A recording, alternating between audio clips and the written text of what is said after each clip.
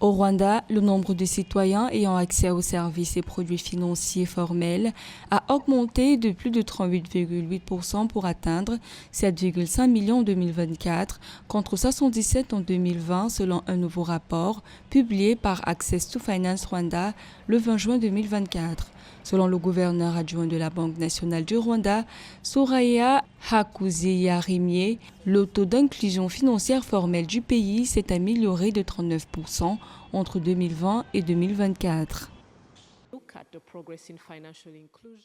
Lorsque nous évaluons notre progrès dans l'inclusion financière, il y a 3 points que je peux mentionner. Le premier est qu'en 2008, seulement 48% des Rwandais avaient un compte bancaire ou faisaient partie des groupes d'épargne. Vers 2020, ce chiffre s'est accru à 93% et incluait les groupes d'épargne informels qui sont généralement menés par les services financiers mobiles.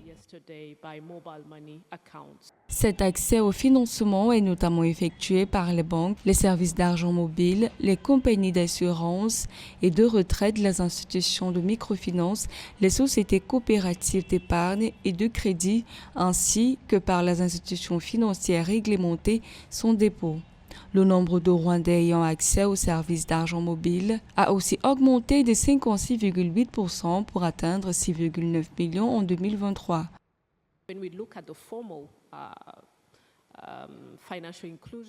Lorsque nous regardons l'inclusion financière formelle, nous sommes encore à 77%. Le creux en termes de genre est entre 7 et 8%, donc légèrement plus que la moyenne en Afrique. Nous essayons toutefois de résoudre cela avec de nouvelles méthodes d'inclusion financière.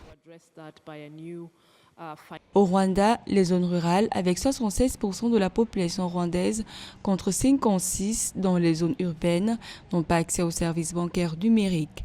Patience Moutessi, directrice générale de BPR Bank Rwanda, attribue cette tendance négative en matière d'accès bancaire limité en zone rurale au caractère coûteux du déploiement de services bancaires dans les zones reculées.